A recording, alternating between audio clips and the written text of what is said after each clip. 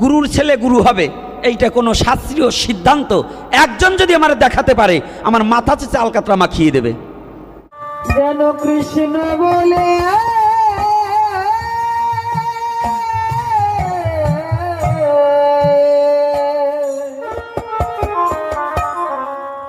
কাঁদিতে।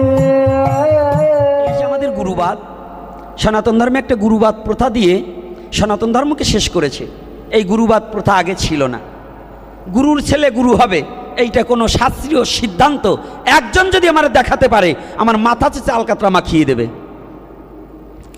গুরুর ছেলে গুরু হবে এই কথা যদি কেউ দেখাতে পারে শাস্ত্রীয় প্রমাণ, আমার মাথা চেঁচে আলকাতরা মাখিয়ে দেবে। গুরু পরম্পরায় নারায়ণ থেকে ব্রহ্মা, ব্রহ্মা থেকে নারদ, নারদ থেকে ব্যাসদেব, এ কেউ কার ছেলে? কেউ কার ছেলে? তা আপনারা এই যে গুরুবাদ প্রথা পাইছেন যে আমার বাবা যার কাছ থেকে মন্ত্র নিয়েছে তার ছেলের কাছ থেকে আমার নিতে হবে, এই ফাজলামিগুলো কোথায় পাইছেন? এটা কি ফাজলামি নয়? এটা কি জানেন আপনাদের সমাজকে চুষে খাওয়ার একটা ব্যবস্থা। অর্থাৎ আমি খেয়ে গেলাম, আমার ছেলে ও সাধু হোক বা না হোক, শয়তান হলেও যাতে আপনার মাথায় পা রেখে খেয়ে যেতে পারে এই ব্যবস্থা করেছে এরা। আপনাদের বলে দিচ্ছি, একেবারে স্পষ্টভাবে ক্লিয়ার করে দিচ্ছি, যারা এখানে ডাক্তার আছেন ডাক্তারি প্রশিক্ষণ দিতে হয়নি, লেখাপড়া করতে হয়নি, হয়েছে কি না? না ডাক্তারের ছেলে ডাক্তার কোনটা? আরে বাবা কিরে সাধু বাবারা, আপনাদের কথা বলেন না কেন? কি আপনাকে ব্যবসা লস হয়ে যাবে নাকি? লস না হলে কথা বলেন না কেন? যাইগুলো কথা বলবে না বুঝবো ওগো ব্যবসায় এখন ঘাটতি পড়বে। তাহলে ভালো করে শুনবেন, যদি যারা ব্যবসায়ীতে আছেন, এই নরসিংদীতে ব্যবসায়ী বেশি, এই ব্যবসাটাও তো একজনের দোকানে থেকে শিখতে হয়েছে নাকি?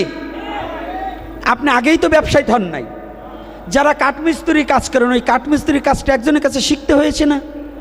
তাই গুরু হতে হলে ওই একজন গুরু, আর্য মহর্ষিরা কত কঠোর তপস্যা করে সেই আচার্য হয়েছে। আচার্য নয়, আচার্য। আচার্য আলাদা আর আচার্য আলাদা।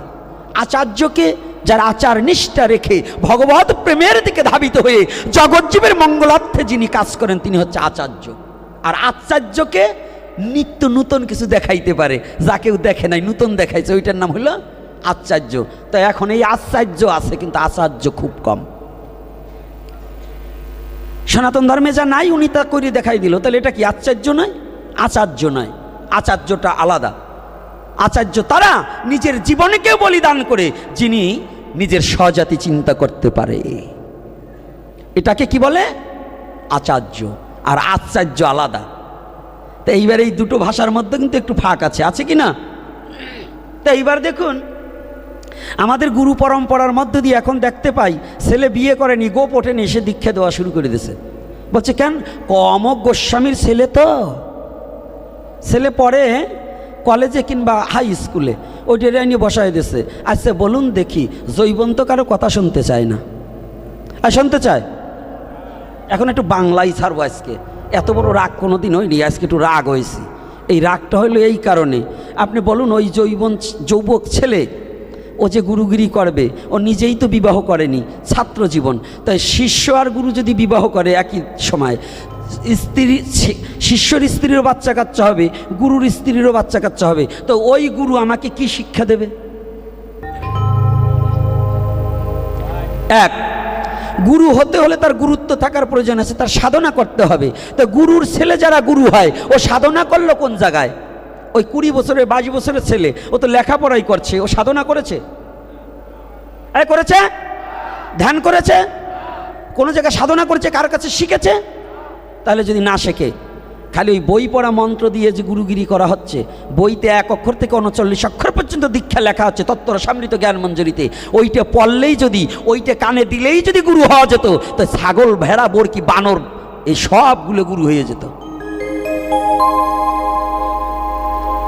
তাহলে কি এগুলো হচ্ছে সমাজকে, জাতিকে চুষে খাওয়ার, ব্যবসাবৃত্ত জীবন ধারণ করার একটা পথ। এটা কিন্তু সঠিক সনাতন মত নয়। সঠিক সনাতন হচ্ছে যে আমার বাবা যার কাছ থেকে মন্ত্র নিয়েছে তার যদি কোনো শিষ্য থাকে, ছেলে নয়, তার যদি কোনো শিষ্য থাকে, ওই শিষ্য যদি ভজনশীলা থাকে, যদি আত্মচৈতন্যবোধ জ্ঞান থাকে, তার কাছে থেকে মন্ত্র নিতে হবে, তার ছেলের কাছে থেকে নয়। ছেলে পরম্পরা আর গুরু পরম্পরা আলাদা। ছেলে পরম্পরা আর গুরু পরম্পরা আলাদা। এটা হয় ছেলে পরম্পরা, কিন্তু গুরু পরম্পরা নয়। আর গুরু পরম্পরা কাহাকে বলছে? আমার বাবা যার কাছ থেকে মন্ত্র নিয়েছে, আমার বাবার গুরু ভাই হতে হবে। গুরু ভাই মানে কোনটা? ওই জন্ম দিলে গুরু ভাই না, ওটা কাম বীজের সন্তান। প্রেম বীজের দ্বারা আমার দাদুগুরু যাকে নাম দিয়েছে, ওইটা হলো গুরু পরম্পরা হিসেবে আসবে। এখন আমাদের সমাজে ছেলে পরম্পরা না গুরু পরম্পরা আছে? সত্য কথা বলবেন। তাই ছেলে পরম্পরা ভুলে যেতে হবে। এখন আমাদের সংগ্রামের সময় এই ঠকানো থেকে নিজেকে রক্ষা করার জন্য ধাবিত হতে হবে। এই ঠকিয়ে ঠকিয়ে সমাজটাকে আজকে ঠকের বাজার বসিয়ে দেওয়া হয়েছে। এই ঠকের বাজার যারা করছে এরা জোচ্চোর। ওই অদ্বৈত বংশ, নিত্যানন্দ বংশ, শ্রীবাস বংশ, গদাধর বংশ, নরোত্তম ঠাকুরের বংশ, লোকনাথ বাবার বংশ, এত বংশ আসে কোথা থেকে? মহাপুরুষ কেউ কোনো বংশ নয়। সূর্য যেমন সবার জন্য আলো দান করে, মহাপুরুষ কোনো বংশের জন্য আসেনি, তিনি বিশ্ব জগতের মানবের কল্যাণে এসেছে।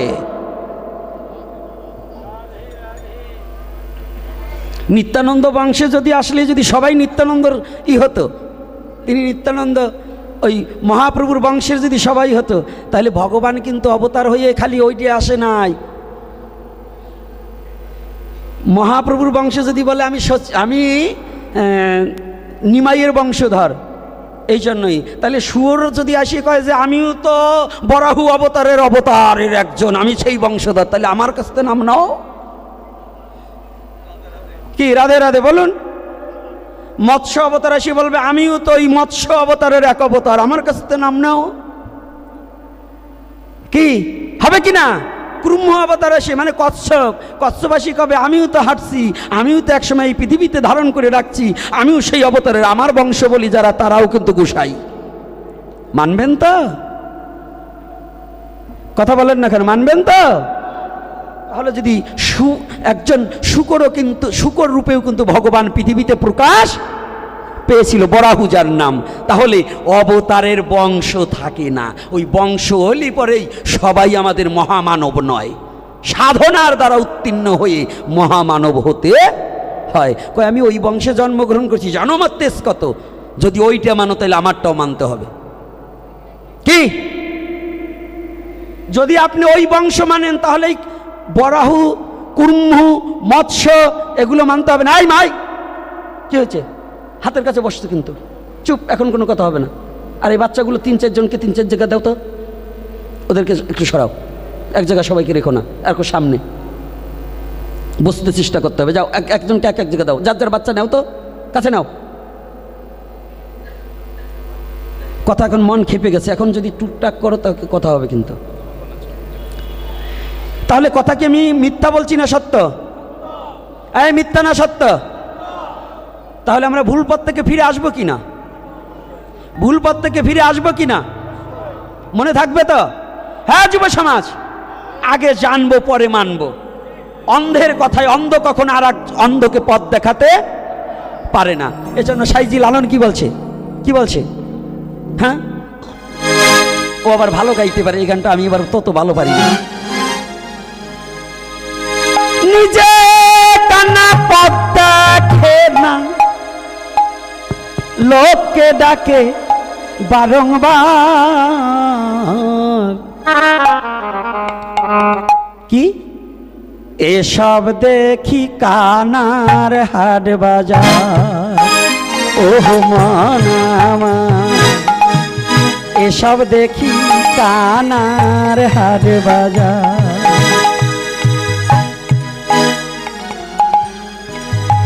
এসব দেখি এক কানা কয় আর এক কানা রে,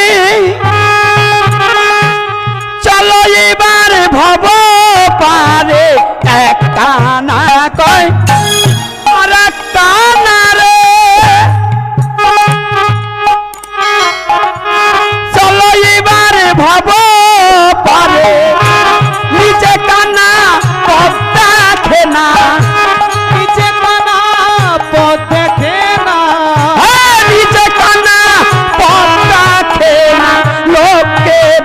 ডাকে বারংবার। এসব দেখি কানার হাট বাজার। কথাটা কি? তাহলে যারা নিজে ভজন করছে না, বলছে আসো তোমাকে ভগবান নিত্যানন্দর চরণে দেব, অদ্বৈতের চরণে দেব, গৌরাঙ্গের চরণে দেব, কিন্তু নিজেই কানা। ভজন করিতে হয়। মহাপ্রভুর কৃপা কারা পেয়েছে? তার বংশের কেউ পায়নি। মহাপ্রভুর কৃপা পেল তার পার্শ্বদগণে। এদিকে কিন্তু একটু ফলো থাকতে হবে। মহাপ্রভুর কৃপা তার ভক্ত দিনে তার বংশের কেউ পায়নি। সে যে বংশে জন্মগ্রহণ করেছে, শুধু তার নিকটবর্তী আত্মীয় ভিন্ন, তার তো ভগবানের রূপে অনেক ব্রাহ্মণেরা মানেই নাই। হ্যাঁ কি রে, কি মানছে? এই মানছে আইজবাদী মহাপ্রভুকে অনেক ব্রাহ্মণ, তিনি যে ভগবান মানে না, মানে না। তাহলে কি করে আবার আমি ওদের বংশ বলে দাবি করে খালি আমাদের চালকলা পিন্ডি চটকাবার জন্য ওদের দেবো নাকি?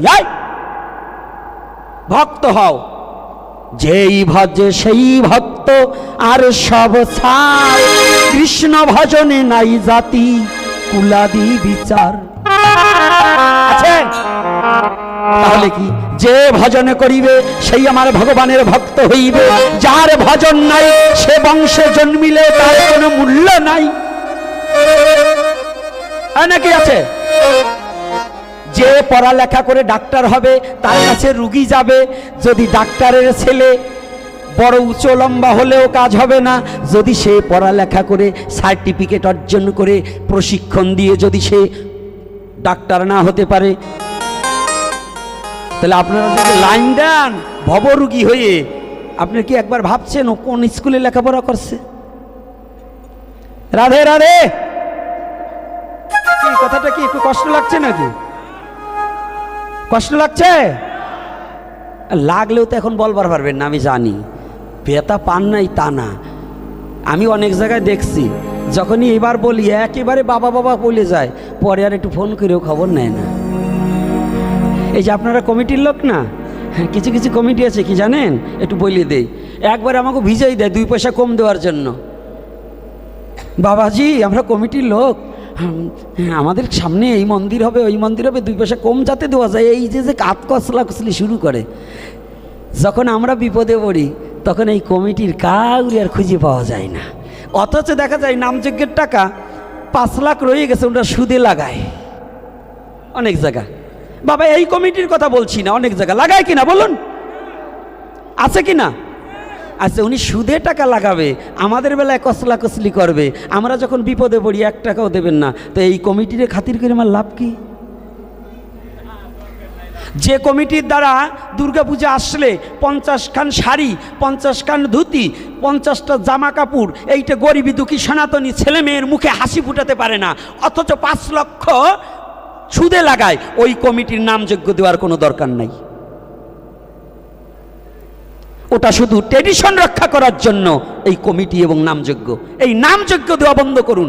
যদি আপনার জাতীয়তা জাতির প্রতি টান না থাকে, খালি ওই ট্রেডিশন রক্ষা করার জন্য নামযজ্ঞ দিয়ে শুধু টাকা নষ্ট করার কোনো প্রয়োজন।